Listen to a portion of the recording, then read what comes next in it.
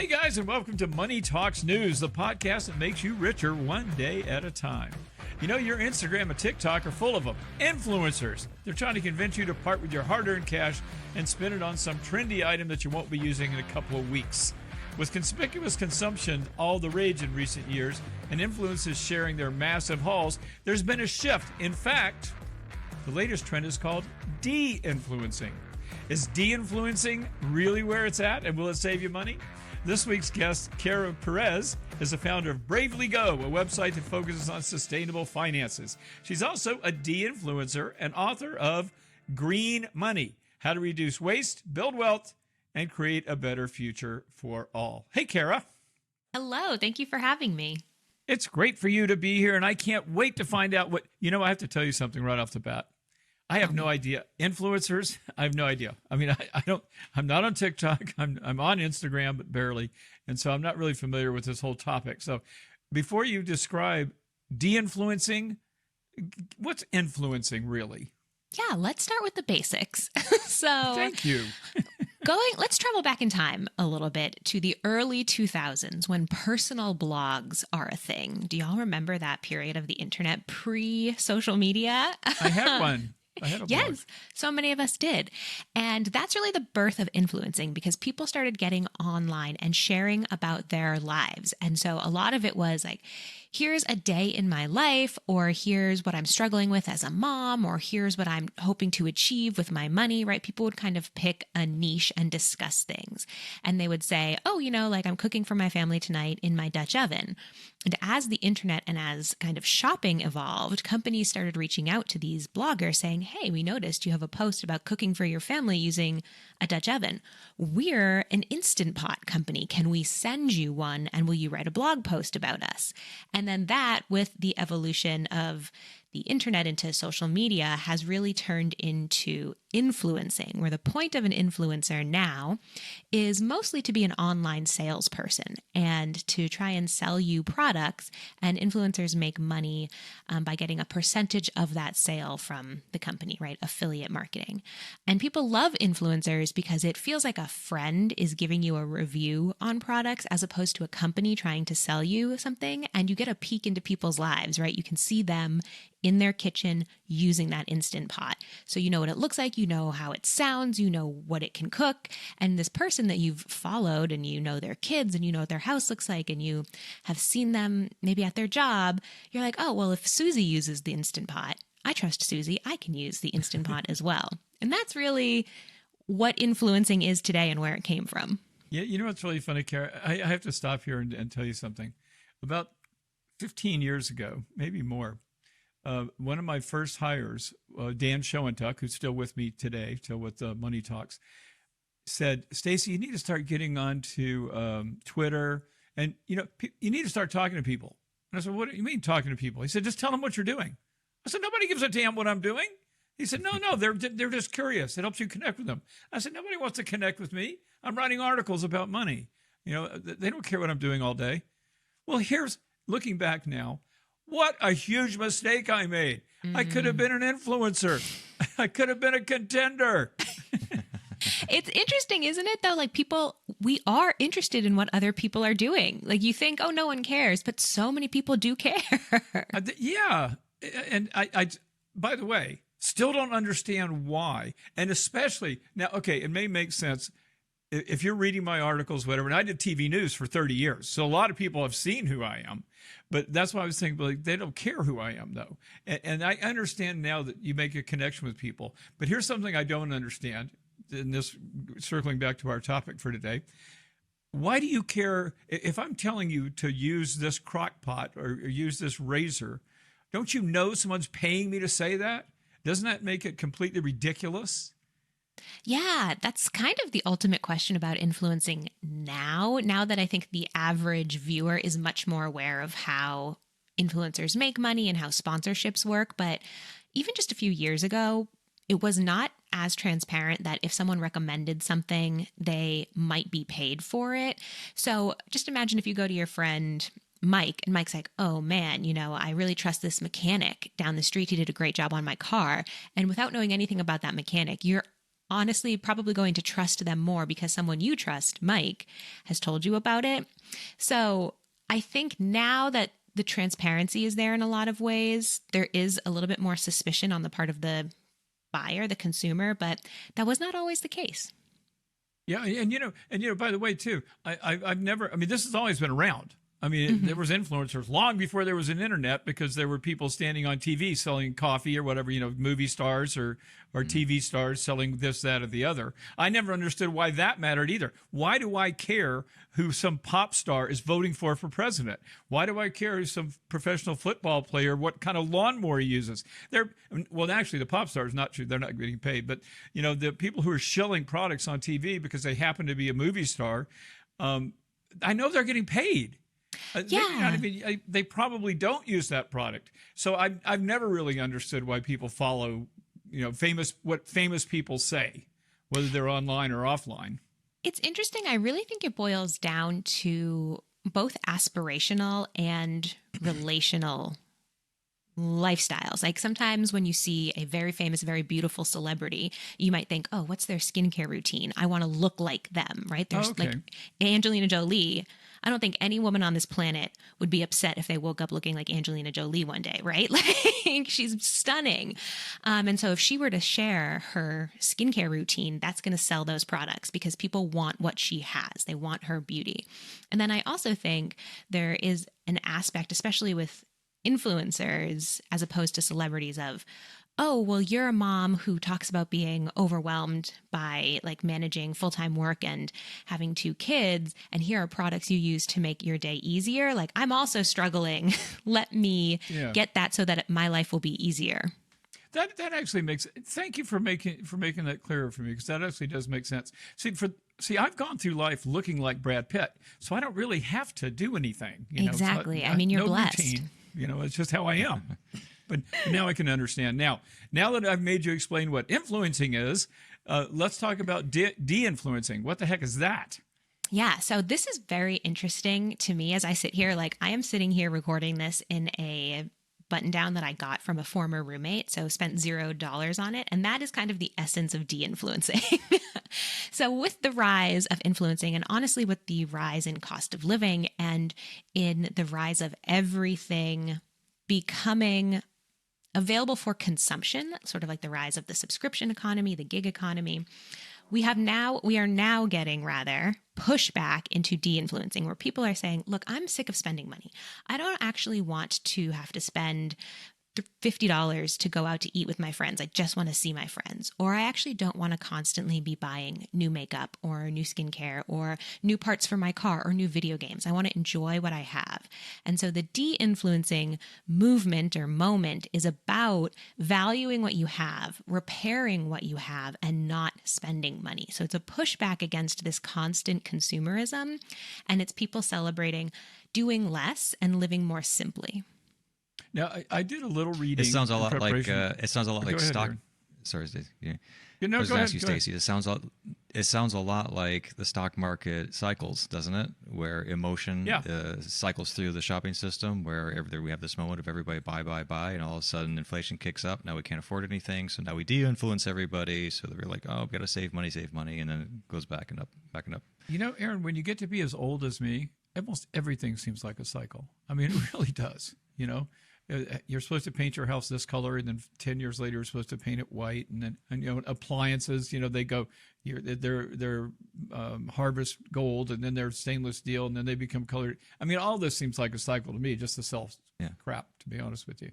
But anyway, Miranda, please. She's raising her hand. What's up? Yeah, I will say one of the things I do like about the current kind of de-influencing trend, because it really is very similar, harkening back to what we've heard before about, getting ready for a recession, pulling back on your spending, saving your money, spending according to your values, all that kind of stuff. But the thing that I like about this current de-influencing trend is a lot of the shame is taken away from it.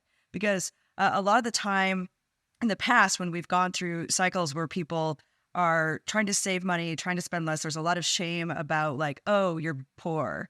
And I like this current cycle, some of that shame and some of that stigma has gone away to where people are saying, oh, no, this is something aspirational because it really is rooted in that value of what Kara was talking about. Oh, I don't want to go out and spend $50 on a meal to see my friends. How can I just hang out with my friends and enjoy their company without having to spend a bunch of money to do it?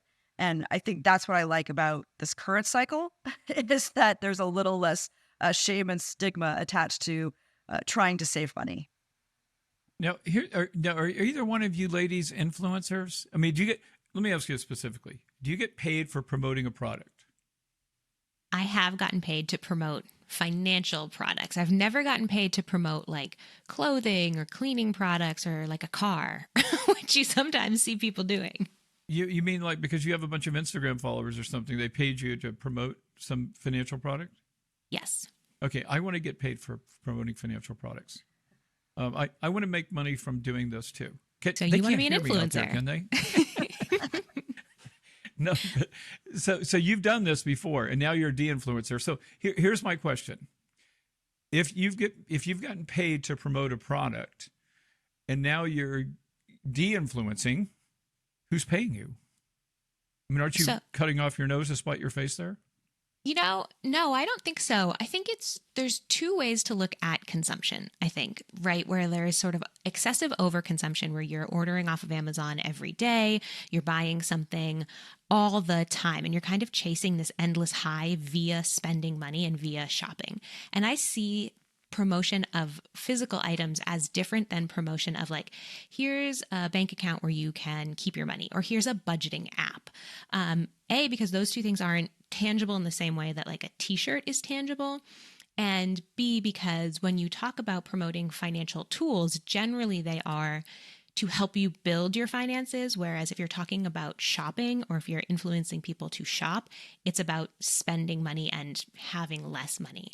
And so I see those as two different types of influencing, honestly.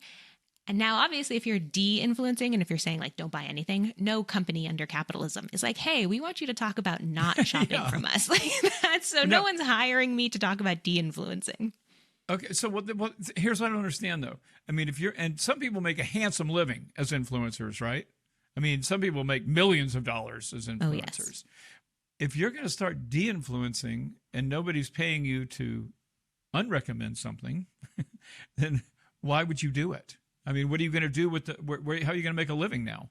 Yeah, so that's a good question that I actually do talk about in my book a little bit because the third chapter is all about sustainable spending. Like we live on a planet with finite resources, so we really just can't kind of like mine and dig and extract from the planet forever because eventually we're going to run out of coal. Eventually we're going to run out of diamonds, right? Like there's just only so much on the planet.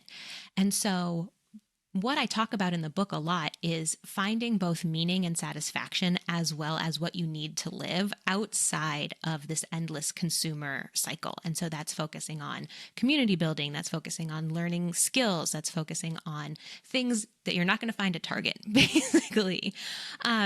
From a like, this is my job perspective, there are other ways to make money rather than just making money from companies asking you to sell their products, right? Like I have a YouTube channel, so I make money off of my YouTube videos. Not very much. Honestly, I'd like to make more, but me too. I have a YouTube channel that doesn't make enough. Mm-hmm. I mean, listen, we need to, after this, we'll share ideas on how to make more money off of YouTube, but my idea is I need to start posting on YouTube. Posting on YouTube? I like it. It's fun, but it's a lot of work. It's videos. Now, I have a question. If I tell people not to buy your book, does that make me a de-influencer? Ooh, good question. So I really feel like now we're getting into basically the question of like, how do we need to operate outside of a capitalist system? Because capitalism, I know it's kind of a buzzword for a lot of people right now, but really it's a system that is built on spending, right? It's built on creation and then spending. So that's the cycle. Someone builds something, someone buys it. Someone builds something, someone buys it. And so really, I feel like the questions you're getting at are, do we need to change this system or do we need to embrace the system and just accept the fact that everyone's shopping all the time? And really what I talk about in the book and what I would say in answer to this is there's a middle ground. You don't need I would love it if people bought my book. I'm also thrilled if people get it from the library, right? Like it's okay to do both. Some people are going to buy my book. Some people are never going to read my book. And some people are going to get it from the library. And that's all good. Yeah. My first book I wrote in 2001, I believe, I said the exact same thing. It was called Life or Debt. And I said that, if you can't afford to buy my book, get it from the library. And also back then they didn't have, you could download stuff too, and also being sustainable. You don't have to actually buy a physical book now to read a book. Yeah. Audio books. It's a crazy conundrum because we're all doing finance here, and our big thing is to shout out and go, hey, buy more stocks, let the stock market go up, and that requires people to buy products and buy the stuff that the companies are peddling. Well, that's true. Which means that we have to keep influencing them. Keep buying that iPhone. It's $1,500 because I have stock in it, and it's going to help my retirement. But then you de-influence that. People stop buying all this stuff. That makes the stock market go down. That hurts my retirement. So this is a crazy, weird loop. Yeah, you would have to. Well, actually, now there are some things that we actually need, right? Mm-hmm. Like iPhones. Okay, I own Apple, Kara. So we don't actually need iPhones, but obviously we do need some products. And what you said is totally true, Aaron. If we're telling people to buy stuff, it's helping us ultimately if we own the stocks in those companies. Right. And also watch on YouTube, you'll see a lot of change, like what Kara's talking about, the difference in how they're making money. So they will do a review on a product, but they're not getting paid to do that review. They're just doing a review. But within that YouTube video, they're actually getting like a sponsor from like Skillshare. And Skillshare is the company that helps you learn how to do things. So they're just changing who they're getting money from. It's not a product, but now it's something that could be more beneficial. And you also Kara, go ahead. Go ahead.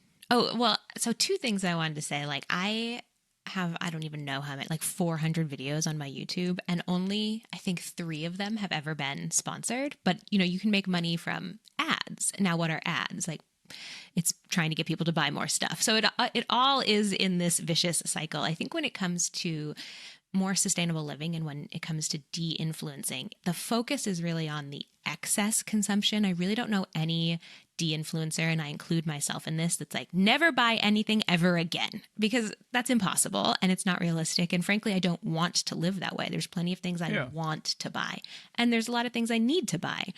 I'm not trying to live outside of the real world.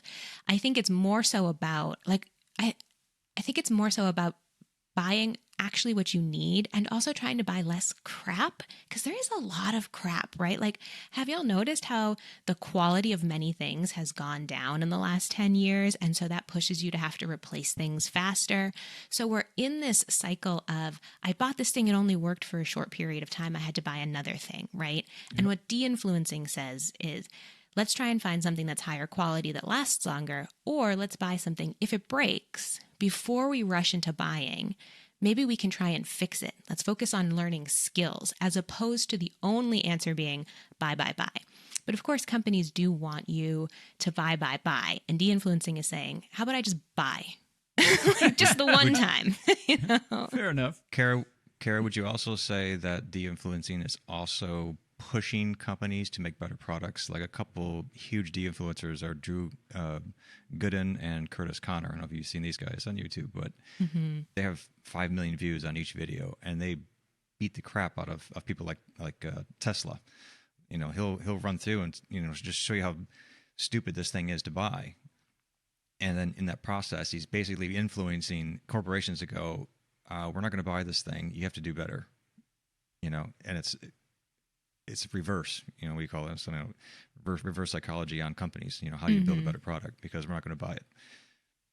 Oh my God, I hope so. I think that's a huge hope that I have with not just de-influencers, but just consumer pushback and consumer feedback. Like, I don't know if y'all are seeing this drama right now with the Whole Foods, I think it's called the Chantilly cake. No. Are you seeing this? No. Oh my gosh. Let me get online more. So I've never had this cake, but there's a cake that Whole Foods sells by the slice. It's called the Chantilly cake, and it has like a berry cream in the middle of it, and it's made with fresh berries. It always has been. And in the last month, they switched over to sort of a gel, like a paste, and the pushback has been crazy. People are furious. People are up in arms about it because it has decreased the flavor and the quality of the cake. And I'm sure the jelly is much cheaper to produce. So Whole Foods is trying to pull kind of a classic scam on us of, I'll sell you the same product, but the quality is way lower, and we'll sell it at the same price and we'll make more money. But the pushback has been so outrageous that Whole Foods had to issue a statement. Yeah, the people were like, listen, I'm not buying this if it's going to be crappy. And Whole Foods had to release a statement being like, that was just a mistake. Like, don't worry about it. The cake's coming back as normal. Like, please keep buying. People are freaked out online about that. Yes, they are furious. People love their cake. I don't have the words to describe how little I care about shit like that. I mean, it's just amazing to me. No, it is good, though. So we don't have a whole bunch of time left, but I want to ask you guys to do something. And this is totally spur of the moment, so I'm putting you on the spot. Let's de-influence something. Let's de-influence something right now. I'll start. I don't buy new cars because you don't need to buy a new car. I just bought a 2022 car. It's the newest car I've ever bought. Works fine. So I say you don't need to buy a new car. I mean, I know if nobody ever buys a new car, then there won't be any used cars for me to buy. I get that. So, but there's going to be enough people buying new cars so that there's going to be used cars out there. I'm de-influencing new cars. I say don't buy them. What do you think? Did I de-influence there, Kara? Great job. I think you've de-influenced very well. Awesome. I will say that I would like to de-influence people to buy fast fashion because it's really low quality. It's made in really horrendous conditions. And most of the time, it's not going to be a classic piece that can last for decades. You're going to wear it 3 times and then you're going to toss it. What you totally got me on that because I will guarantee you that I do not use fast fashion. The T-shirt I'm wearing right now, I guarantee you is 10 years old. Excellent. Love it. So you de-influence me, Miranda. I can see your mind ticking away down there. So you didn't de-influence me on the new car because my new car cycle is every 10 years I buy a new car. So you didn't de-influence me on that. But Kara, I'm with Kara on the fashion stuff. I actually use a clothing rental service.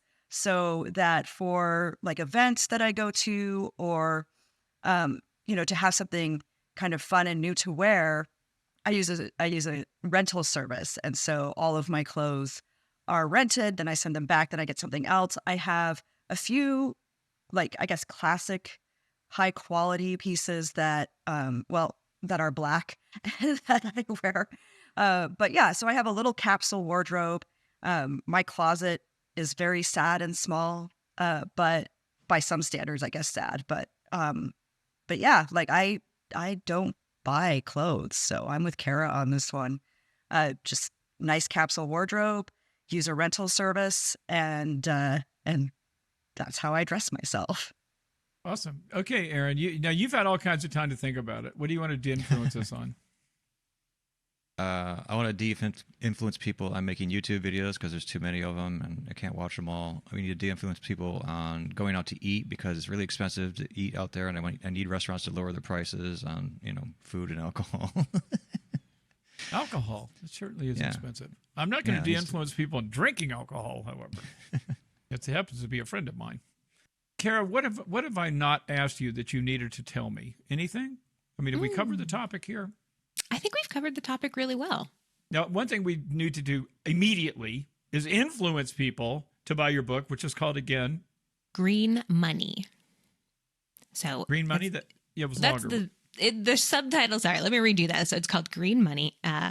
Reduce waste, build wealth, and create a better future for all. But if you just need something Googleable, just type in green money and it'll pop up. But doesn't everybody already know that money's green? But can we make it greener by being more sustainable? Yes, we can. Okay. So now we've influenced and we've de-influenced. What else could we possibly do with this podcast? Anything to add, Miranda? I haven't heard much from you today. Yeah, well, I was just going to. One of the interesting things about Kara is that she recently divested from fossil fuels in terms of her portfolio. And so I would just love a really quick update on how that's gone and whether, yay portfolio that's divested from fossil fuels.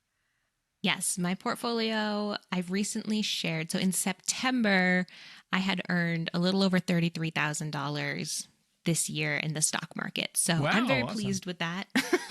And that's with no fossil fuel. So no oil, coal, and gas companies. Well, and so you buy individual stocks?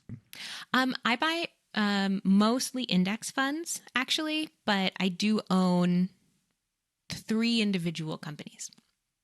Well, since I'm an individual stockholder, owner, I own like 35 different stocks. And I never have anybody on this podcast that owns individual shares. They're all in S&P 500. But let me ask you something real quick. S&P 500 index must have oil companies in it. It does, and I don't invest in that. Okay, so how do you use what kind? Oh, so you use index funds of different industries that aren't broad like the S&P 500. Yeah, so just we're looking at smaller indexes. So instead of like the 500, I'm in indexes that have like 300 companies, and there's no Shell, there's no Shell, Chevron, Exxon, those big baddies. Not for me personally. Well, I'll tell you, I ride a bicycle a lot, so I hardly ever drive my car, and Aaron can testify to that. We hang out together, but I do happen to own Chevron and Devon Energy and ConocoPhillips. Oh, and also Phillips Petroleum, the refiner. So I do own these things.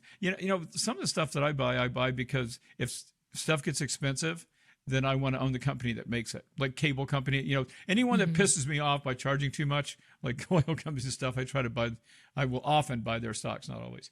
Anyway, but because of what you just told me, because you de-influenced me, and also because oil just spiked, I'm going to sell my oil companies.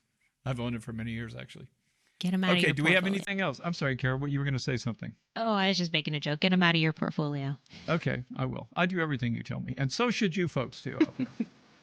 Okay, folks, we're out of time, but we are never out of topic. Dig a little deeper. You're going to find links to lots more info in our show notes. And remember, if your goal is to make more, to spend less, to retire rich, well, your online home is obviously moneytalksnews.com. And don't forget to check out Miranda's online home as well. That is Miranda Marquit, MARQUIT.com. And of course, you want to visit Kara at her website immediately.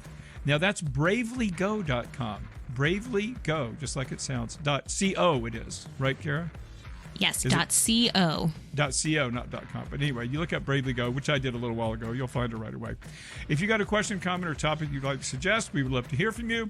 Email us at hello@moneytalksnews.com. And remember, we're not giving you financial advice here today, so make sure that you do your own research and consult your own experts before acting on anything that you may have heard on this podcast. That means you can't sue us. And now we're done. Kara, thank you so much for being here. We sure enjoyed your company, and we're counting the minutes until you return to us. Thank you so much for having me. You betcha. I'm Stacy Johnson. I'm Miranda Marquit. I'm Aaron Freeman. Thanks for hanging out with us, folks. We'll see you right here next time.